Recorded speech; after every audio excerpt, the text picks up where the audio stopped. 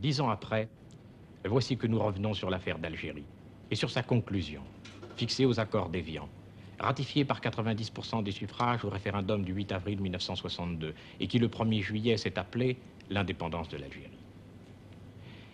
Et comment n'y pas revenir en ce 10e anniversaire alors que le drame algérien fut vécu non seulement par toute l'Algérie mais par toute la France avec tant de passion, avec tant d'ardeur, tant d'anxiété, tant d'espoir, tant de fureur. Pour les uns, qui n'étaient pas tous des Français, c'était la fin d'un monde, la fin de la France en Algérie, la mort de l'Algérie française.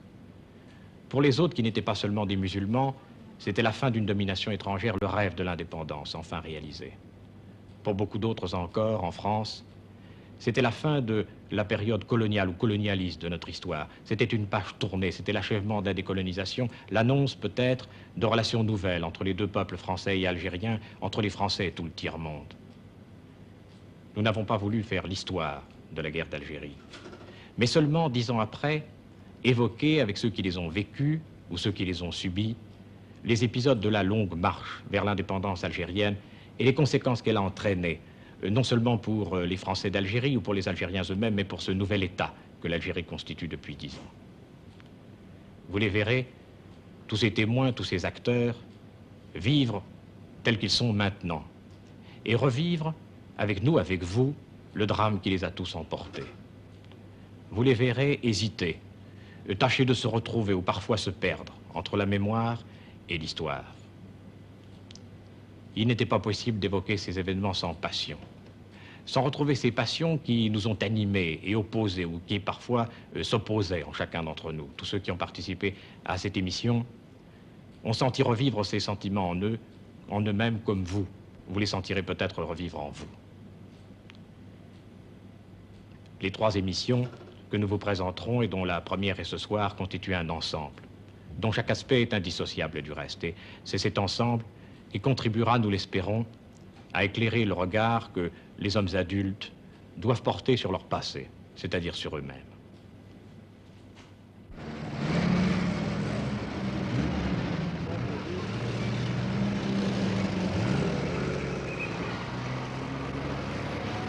Ces visages, nous les avons croisés il y a quelques jours à Alger. Ce sont ceux d'hommes et de femmes en train d'écrire leur propre histoire, celle de l'Algérie algérienne.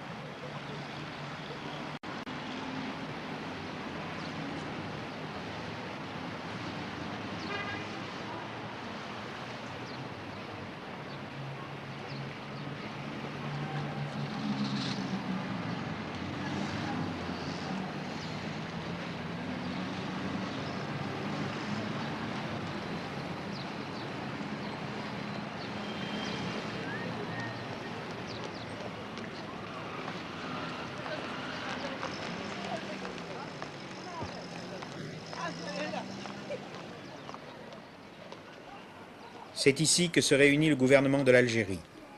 Il y a 10 ans, souvenez-vous, ce bâtiment s'appelait le gouvernement général, le GG comme on disait.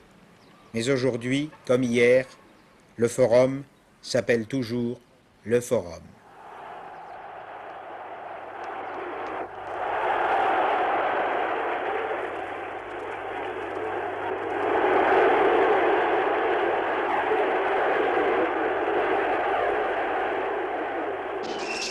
Le 13 mai 1958, les Français d'Algérie, s'emparant du gouvernement général, manifestaient par une exaspération à laquelle ils donnaient le nom d'espérance, leur désir de rester sur cette terre.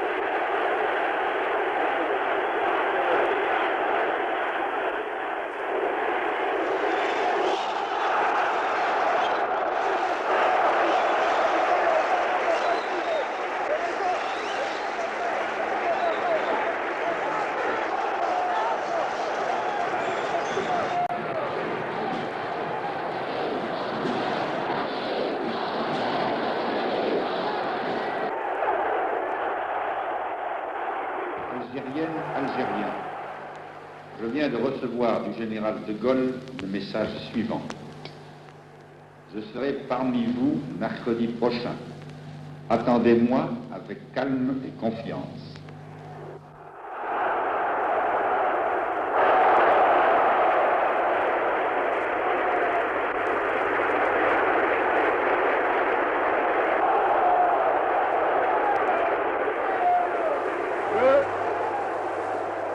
Je vous ai compris.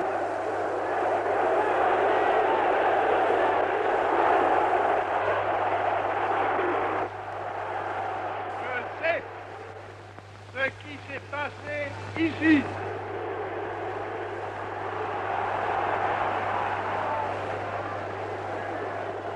Je vois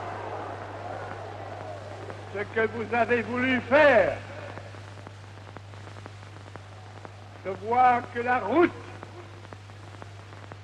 que vous avez ouverte en Algérie, c'est celle de la rénovation et de la fraternité. Quelques centaines de mètres seulement séparent les lieux qui ont constitué le cœur de l'Algérie des Pieds Noirs. La grande poste d'Alger, l'ex-rue Michelet, aujourd'hui Didouche Mourad,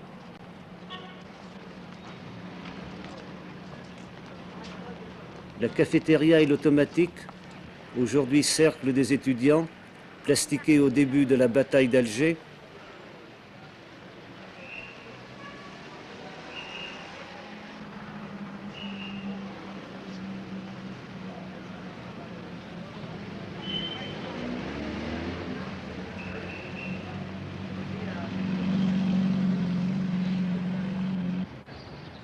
l'ex-place Bugeaud, où des activistes européens tentèrent de tuer le général Salan depuis la terrasse de cet immeuble, au pied duquel le Milk Bar fut ravagé quelques mois plus tard par une bombe FLN.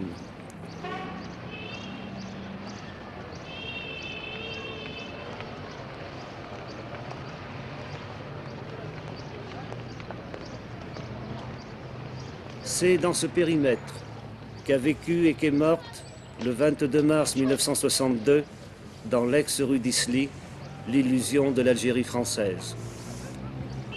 Ce jour-là, 8 jours après les accords d'Évian, l'armée affrontait pour la première fois les Pieds Noirs. Les premières balles seraient parties de cette fenêtre, personne n'a jamais su qui les avait tirées.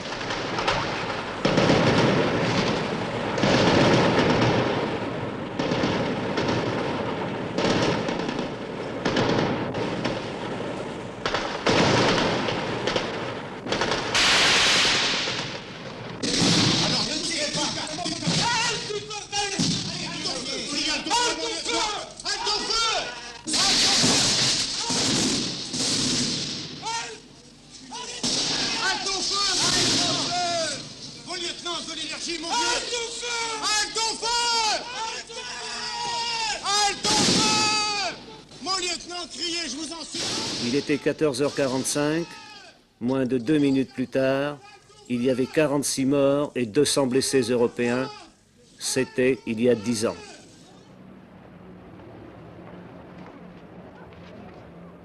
Depuis 10 ans, l'Algérie a fait l'apprentissage de la paix.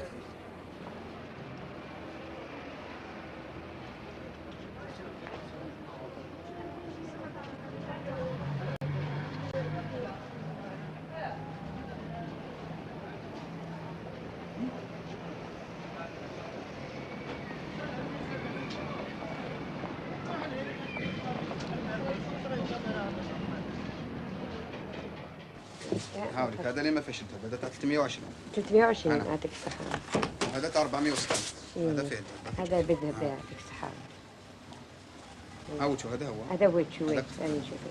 هذا 460 هذا 460 وهذا وهذا 320 320 اللي صار فيه 320 320 نعم واللي مذهب 460 460 نعم. صح يا ولدي الله يسلمك يا ماما. اسمح لي شقيت اسمح بلا مزية. على خير. السلام عليكم.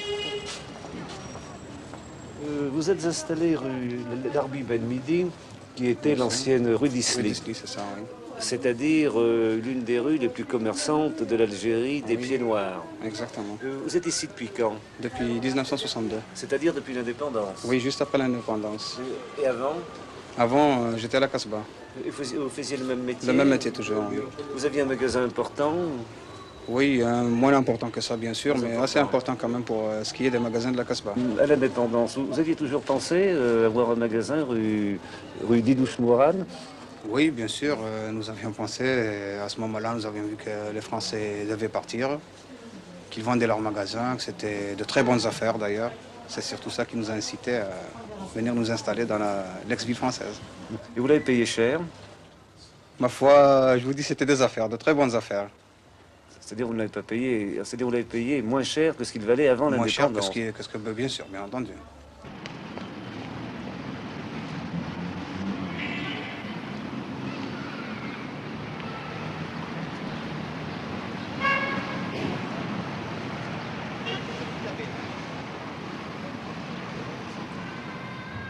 Qu'est-ce que la population pensait de Ben Bella? Vous savez, en ce moment, tout le monde pensait, tout le monde, jamais on a pensé du mal de lui parce que les gens ne connaissaient pas encore la politique. Les gens ne connaissaient pas, ils étaient encore en pleine indépendance. Il était populaire? Il était populaire, oui, bien sûr, il était populaire. Et vous savez, c'était comment dire, le tribun de l'indépendance. Vous savez, tout le monde le regardait, comme on regarde Boumediene maintenant. Hein? Mais qu'est-ce qu'ils ont pensé quand Boumediene a remplacé Ben Bella? Vous savez, les gens, vous savez, ils ne bougent pas, ils sont là, il est parti Boumediene, il est parti Ben Bella, il est venu Boumediene. Pour eux, ça n'a rien. On espère, à ce moment, personne ne pensait qu'est-ce que ça allait venir. Vous voyez les grottes? Qu'est-ce que c'est que ces grottes-là? C'est des grottes où les gens vivaient des couples. Ou dans ces grottes? Dans ces grottes, oui, monsieur. Mais pourquoi? Elles sont profondes, ces grottes? Elles sont profondes, elles étaient profondes parce que là, c'était plein de terre, vous voyez, c'était plein de terre avec un rideau, ils se camouflaient avec un rideau. Il y avait des familles qui Il y avait des familles, Et qu'est-ce que c'était, ces gens? des familles d'intérieur. De L'intérieur. De l'intérieur de l'Algérie? Parce qu'on ne trouvait pas de logement ici. C'était difficile pour nous pour trouver un logement. Soit ça ou soit une baraque. C'était à quelle époque, ça? C'est à l'époque avant l'indépendance. Juste avant l'indépendance? Avant l'indépendance. Voilà. Tout le long, il y en avait là comme ça? Tout le long, ouais, tout. On était ici dehors, mais en hiver, ils se cachaient là-dedans. Ils vivaient là-dedans. Le 13 mai, quand les musulmans sont venus au forum, Oui. est-ce que c'était tout à fait spontané ou c'était un peu Ah fabriqué? non, tout c'était ça? préfabriqué. Ah oui, Ça a été préfabriqué parce C'était que préfabriqué comment? ça a été préfabriqué parce qu'on les a amenés par camion. On allait dans les fermes chercher les Algériens par camion. Dans les fermes? Pas dans les fermes, oui, monsieur.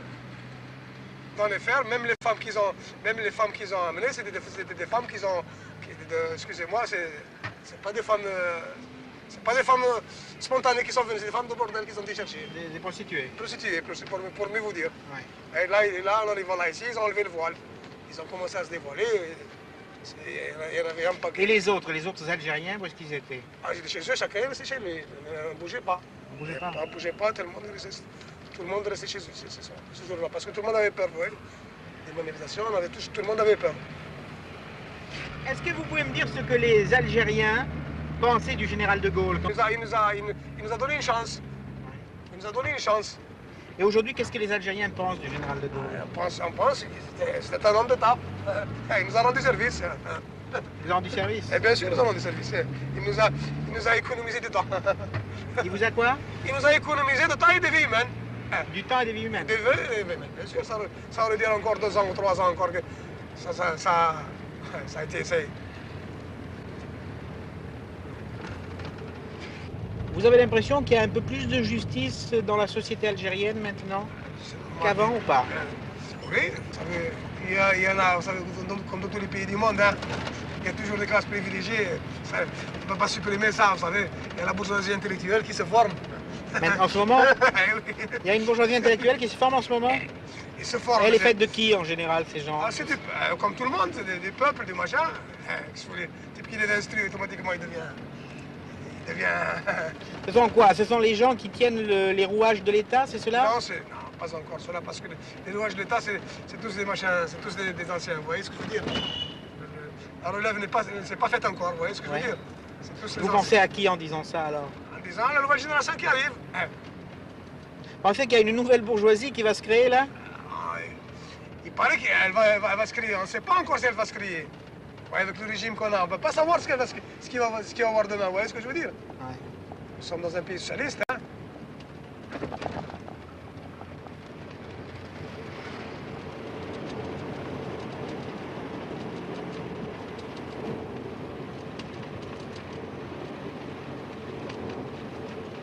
Ici, c'est le Dir Massoul, le confort, on appelle ça le confort. C'était habité par qui ça? Par des Européens.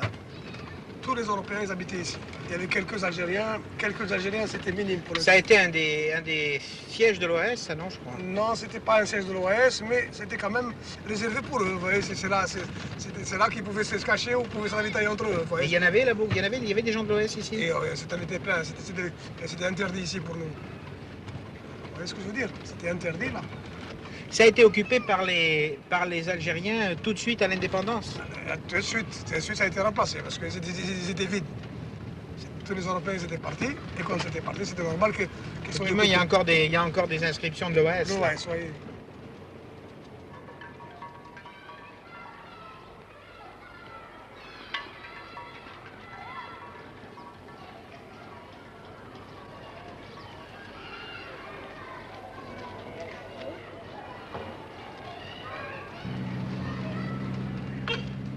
Il y a eu beaucoup d'attentats au AS pendant la période qui a précédé l'indépendance. Oh, vous savez, ça a commencé depuis le mois d'avril 61 jusqu'à 62. Hein. Ça a commencé en 61. Et alors, comment ça se passait? Racontez-moi un peu, qu'est-ce qui se passait? Quelle était la vie un peu à Alger pendant toute cette période-là? Cette période était dure pour nous. Mais c'est-à-dire dur? Essayez de m'expliquer. Dur parce qu'on pouvait pas se ravitailler, on ne pouvait pas sortir. Les gens ils avaient peur, tout le monde avait peur. Mais peur, pourquoi peur? Peur de se faire tuer. Mais tuer comment? Tuer par balle. Et comment ça se passait ça? Ça se passait, vous savez, vous marchez d'un coup, ils sont 2-3, ils viennent vous tirer dessus. Ils vous tirent dessus, ils s'en vont. Comme ça, sans raison? Sans raison, et puis ils voient que c'est un Algérien, c'est tout. Et il y a eu beaucoup de gens tués comme ça? Ah oui, il y en a, ça se compte pas. J'ai un beau-frère qui a été tué comme ça aussi. Il a été tué dans quelles conditions? L'OS.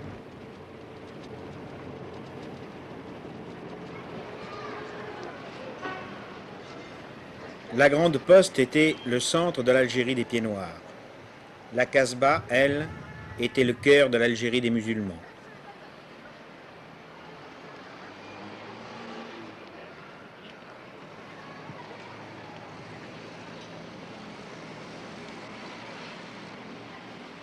Deux mondes coexistaient, mais leur vie n'était pas mise en commun. À partir du 1er novembre 1954, début de la révolte algérienne, cette ligne invisible marquera désormais la frontière entre ces deux univers. L'antagonisme d'abord, la peur ensuite, rendront rarement franchissable cette ligne par les uns ou par les autres. Le 10 août 1956, une bombe déposée par des précurseurs de l'OAS éclatait rue de Thèbes, au centre de la Casbah, faisant 70 morts musulmans. La bataille d'Alger venait de commencer.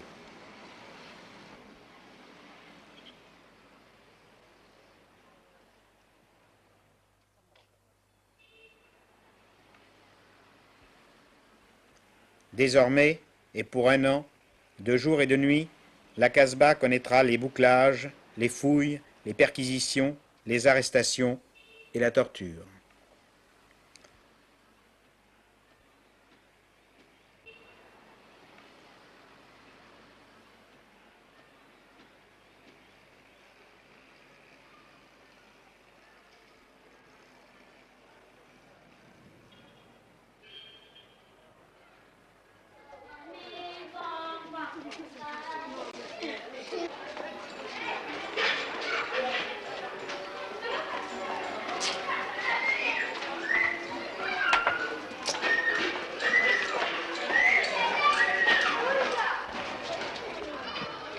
Durant cette période, les habitants de la Casbah tentaient de survivre.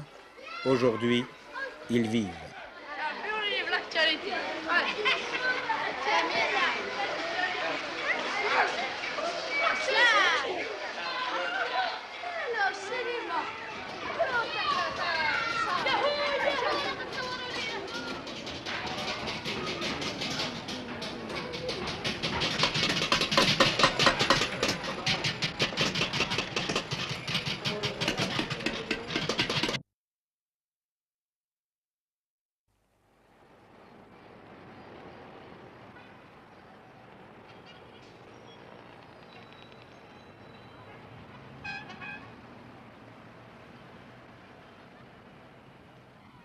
Pendant 130 ans, la France avait été présente aussi dans la Casbah.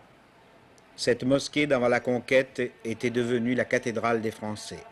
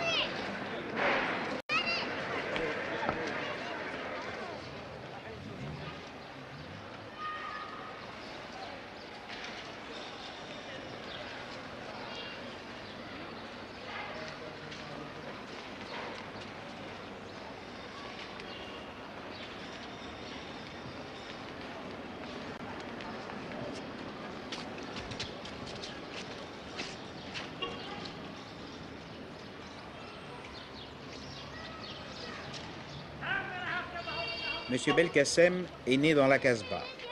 Il n'a jamais cessé d'y vivre. Une parenthèse dans cette vie, le service militaire dans l'armée française, la guerre, la campagne d'Italie.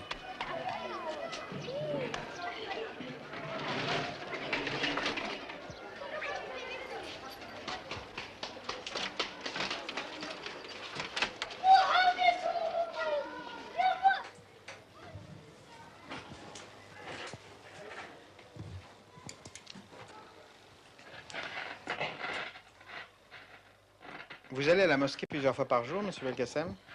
Je vais, c'est-à-dire on doit aller 5 fois par jour. Quand j'ai le temps, je vais à la mosquée faire ma prière. Et quand je n'ai pas le temps d'aller, je fais ma prière ici dans mon magasin. Et quand vous allez à la mosquée, vous tirez votre rideau? Je tire la porte, je ne ferme pas le rideau, mais je tire la porte et je laisse la vitrine ouverte. Et je m'absente une demi-heure de temps.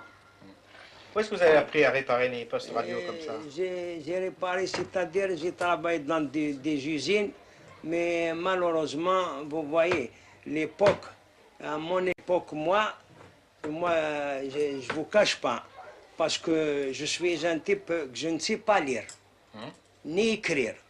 Si je sais lire et écrire, c'est chance à mon cerveau, tout seul. Je marchais dans les rues, je voulais savoir la lettre A, B, qu'est-ce que ça veut dire. Vous avez appris à lire et écrire tout seul? 100 mètres, monsieur. Vous n'êtes pas allé à l'école? Rien. L'école, le moment que j'allais à l'école, on me refusait l'école. Pourquoi? Les Français vous refusez l'école? Oui, monsieur. Oui, monsieur. Ça, je peux l'affirmer que l'époque que je voulais aller au boulevard Gambetta, il n'y avait pas de place pour moi. Vous voyez? Et pourtant, regardez, je parle pas mal. Hein? Et j'ai un type qui me voit, il dit celui-là, il a les certificats qu'il veut. Et pourtant, je suis illettré. Hein? Ça, c'est pour vous montrer. Et je fais tous les métiers que vous voulez.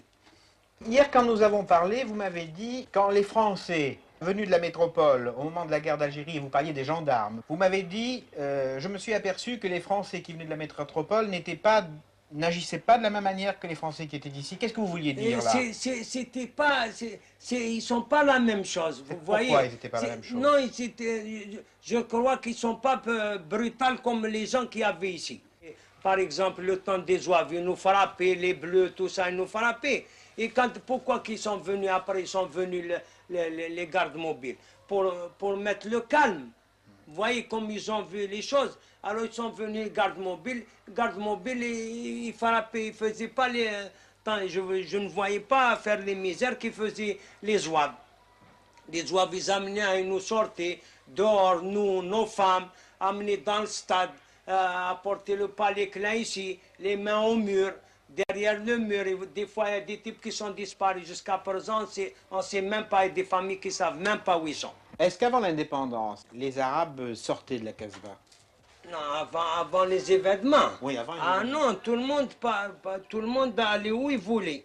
Et après, quand il y a eu cette histoire-là des événements 54, tout ça, les gens, alors il y avait des gens qui commençaient à torturer, à frapper, à tuer, vous voyez. Alors les gens de Bab el-Oued, vous savez que la Casbah était pleine, archi complet. Tous les gens, qu'ils habitaient la Pointe, qu'ils habitaient le Bab el-Oued, qu'ils habitaient le Clément de France, qu'ils habitaient le Fré-Vallon, qu'ils habitaient la Lampe-Vallée, qu'ils habitaient Saint-Eugène, de Moulins, tous ils sont revenus tous vers la Casbah. Beaucoup, on n'avait plus de place. Il y avait même des gens que tellement qu'ils avaient peur, ils venaient, ils logeaient dans une buanderie. Dans une buanderie, monsieur. J'aimerais qu'on revienne un petit peu en arrière. Avant de faire ce métier, avant la guerre, qu'est-ce que vous faisiez comme métier? Avant la guerre de 45, je faisais mouleur. Je faisais mouleur au Hama. C'est-à-dire au Hama, c'est après le Chaman Neuf, avant le jardin d'essai. Je trouve dans la maison Becquerel, Henri Becquerel. Et pourquoi vous avez changé de Henri métier? Becquerel, il était maire de Cuba. Vous voyez, il était maire de Cuba. Et en ce moment, moi, ça me faisait pas beaucoup plaisir.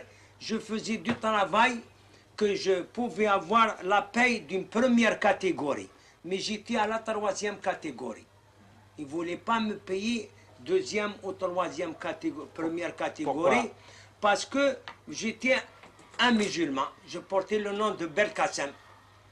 Et pourtant, je remarquais que je faisais la même pièce et le même travail que faisaient l'Espagnol et l'Italien. Le même travail, le même moulage. soit noyauteur, ou mouleur, en cuivre, en aluminium ou en fonte, je faisais le même travail. Et le jour que j'ai demandé, moi, une augmentation, le directeur, le contremaître et Henri Becquerel, ils n'étaient pas d'accord avec moi. Ils me trouvaient des histoires, et jusqu'à la fin que j'en avais marre, moi, je vous dis carrément, un jour, je n'ai plus voulu aller travailler. Et comme c'était la guerre, il y a eu la guerre, la mobilisation, j'étais mobilisé, réquisitionné en appel différé. Mais seulement je faisais 14-15 heures par jour, au lieu de 8 heures, de 7 heures. Mais je ne suis pas en fer, moi. Toujours dans la même usine. Dans la même fonderie. Le jour que je n'ai pas été, j'ai refait, ça m'a monté la tête, j'ai dit, moi je ne vais plus faire ce travail, c'est trop fatigant. J'ai repris mon travail que je faisais en 1930. J'étais ouvrier fini à la maison Shelby, rue Charras. Je faisais la tapisserie, je fais la peinture. Et alors, qu'est-ce qui s'est J'ai passé? repris ce travail-là, j'ai commencé à faire ce travail, et en ce moment-là, ils ont su où j'étais, les gendarmes, ils sont venus, ils m'ont arrêté. Ils m'ont mis les chaînes à la main. Ils m'ont mis des chaînes à la main, comme ça. Je vais vous les montrer. Voilà. Voilà les chaînes qu'ils m'ont mis. Après avoir travaillé chez M. Becquerel. Ils m'ont mis la chaîne à la main, ils m'ont chaîné avec un cadenas, ils m'ont monté à Barbarousse. Il y a le type, ils m'ont rasé les cheveux. J'ai jamais eu un procès où j'ai jamais manqué de respect à un homme de loi ou rentré dans un commissariat et je suis un enfant de famille. Vous voyez? Vous voyez? Et là, ils m'ont emmené, ils m'ont descendu au palais de justice et j'ai fait un avocat. On m'a condamné à 5 ans d'interdiction des droits civils. Mais moi, je ne suis pas un type mauvais ou méchant. Depuis ce temps-là, je n'ai plus fait ça. J'ai juré de ne plus faire mouleur. J'ai repris, je connais l'électricité, j'ai commencé à me lancer. Vous habitez tout près d'une grande mosquée qui a été un lieu important pour les Français puisque c'était la cathédrale d'Alger. Oui. Et maintenant, aujourd'hui, c'est une mosquée. Une mosquée, aujourd'hui, c'est une mosquée musulmane. C'était la cathédrale. Les meilleurs mariages européens, ils passaient ici. La cathédrale, et en face, il y avait l'archevêque. Il y avait Seigneur Lénaud, il y avait Poggi, il y avait beaucoup qui passaient là. Alors là, il y avait des mariages formidables. Le jour qu'il y avait les mariages, interdits de passer. Un arabe ne traversait pas cette rue. C'était coupé par des ailes, il fallait faire le grand tour. Vous voyez, aujourd'hui, moi, je vais faire ma prière là-bas. Alors c'est déjà une chose, je suis content. Vous avez l'église de la rue Randon, soi-disant, il y avait des Israélites là-bas, maintenant il y a des musulmans. C'est déjà un autre atout. Et ici maintenant, il y a beaucoup de choses. Qu'aujourd'hui, plus ça va, plus ça meilleur. Petit à petit, l'oiseau fait son nid. Qu'est-ce que c'est ces photos qui sont à l'entrée de votre... Ah, ça c'est des photos, c'est mes petits-neveux. Ça c'est mes petits-neveux. Ça c'est les 3 petits-neveux. Que moi je ne savais pas, vous voyez, là vous voyez qu'ils ont été abattus en 1957. Vous voyez, par les soldats, il y avait beaucoup, parce que là, le jour qu'ils ont trouvé sa cachette, le combat durait de 12h30 à 4h30 ou 5h. Vous voyez? Et sur place, ils ont téléphoné. Alors, il y a eu les bijards, il y a eu les machus, il y a eu les bérets rouges, il y a eu les bérets verts, il y a eu les légionnaires, il y avait les bleus, soi-disant, il y avait les zouaves de l'état-major. Est-ce qu'ils étaient responsables FLN ici dans la Casbah? Ah oui, il était responsable, lui. Il a pris la responsabilité. Qu'est-ce qu'il était? Quel rôle il jouait? Quel grade il avait? Pardon. Lui, il avait le grade... Il avait le grade, vous voyez, j'ai encore un journal que je garde comme souvenir. Vous voyez? C'est le jour où ils ont été abattus, voilà, ça c'est le jour qu'ils ont été abattus. Vous voyez? Voilà. Ils sont tous les 3 là. Là, vous voyez, le machu, quand ils descendent la rue du Soudan. C'est quand ils ont trouvé les grenades. Et là, vous voyez, ils descendent de la machine, une boîte pleine de grenades. Et là, où est-ce qu'il est votre neveu, là? Le voilà. Là. Et ça, c'est Morad. Ça, c'est l'ancien fabricant de bombes. C'est celui qui fabriquait les bombes.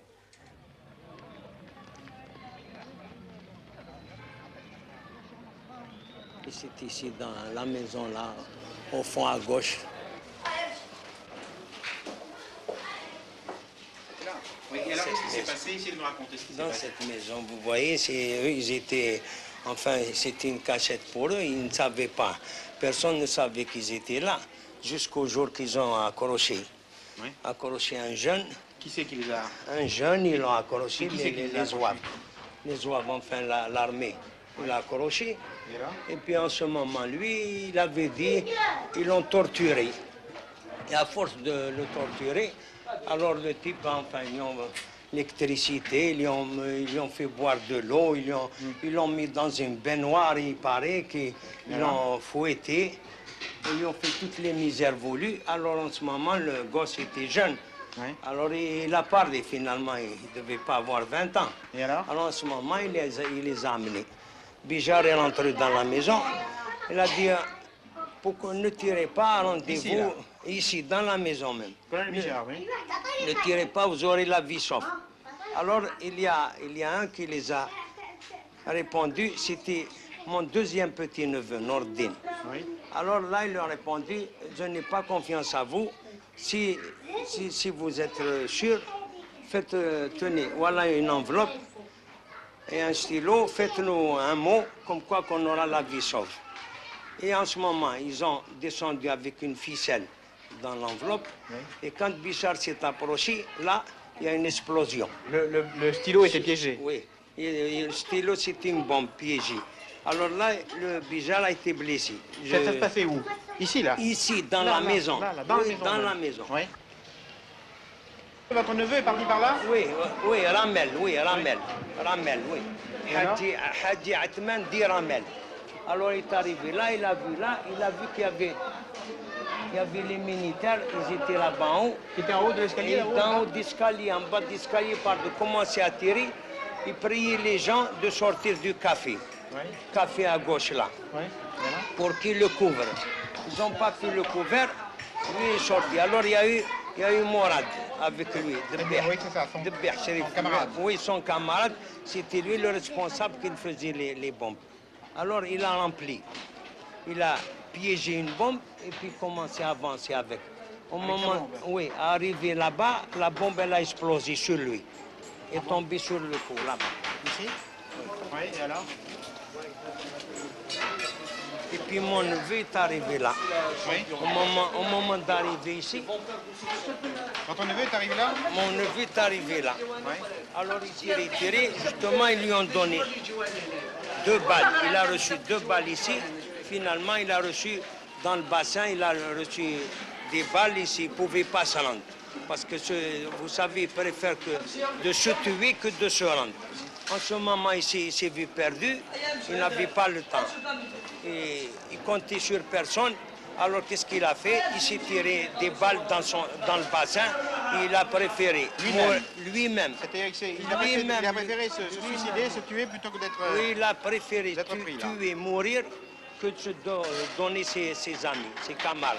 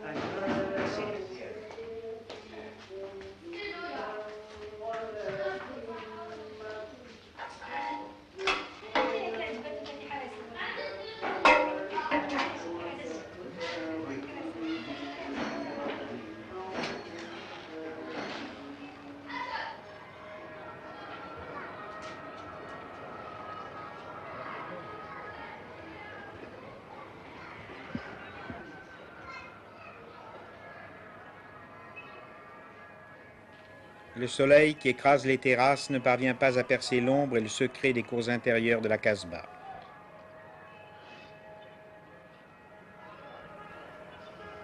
Cela explique peut-être l'âpreté d'une lutte dans laquelle, de part et d'autre, la fin comptait plus que les moyens et qui était à l'image sans doute de cet univers de silence et de mystère.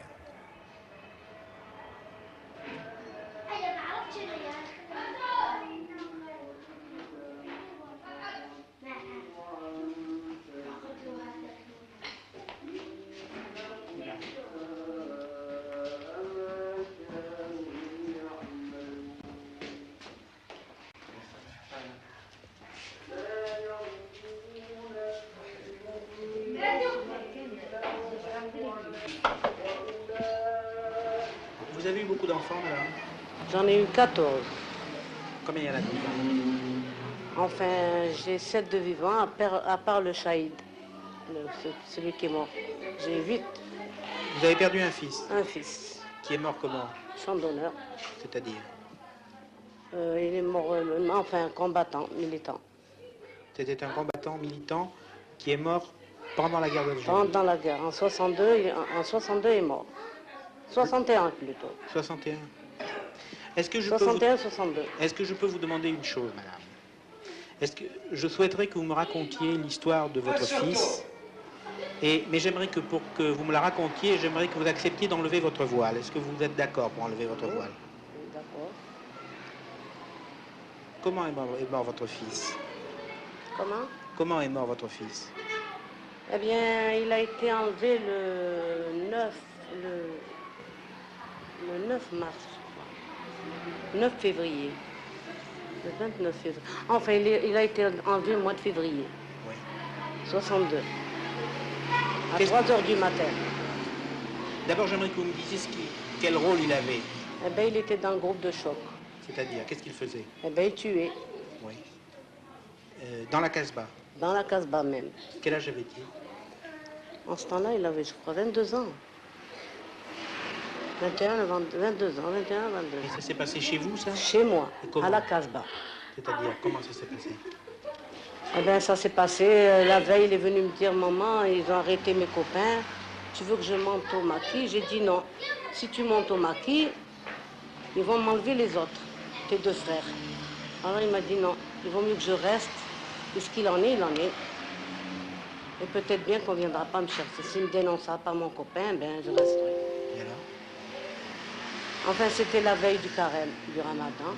Vers les 2 heures du matin, il s'est réveillé comme malheureux, faire chauffer un peu de café, en short. Et puis? Tout d'un coup, il entend du bruit dans la rue. Il est allé à la terrasse, il a vu que tout le quartier était encerclé.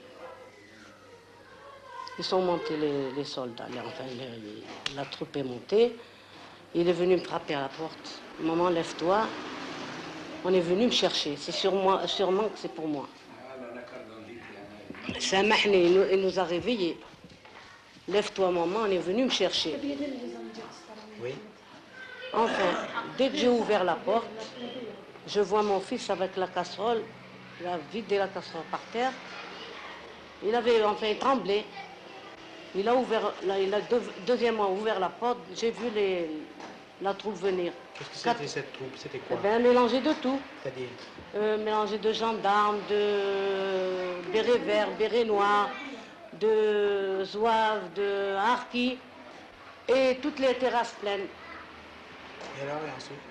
Et là, ils m'ont enfermé à clé. Vous? Ils ont enlevé la clé de dedans, ils m'ont enfermé.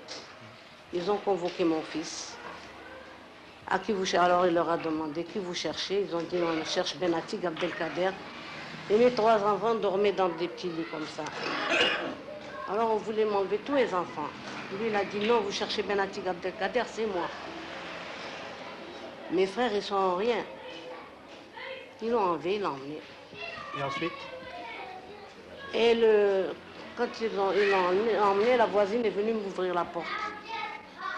Je suis descendue affolée, comme ça, sans voile, en chemise de nuit même. Et leur demander pourquoi vous l'avez enlevé.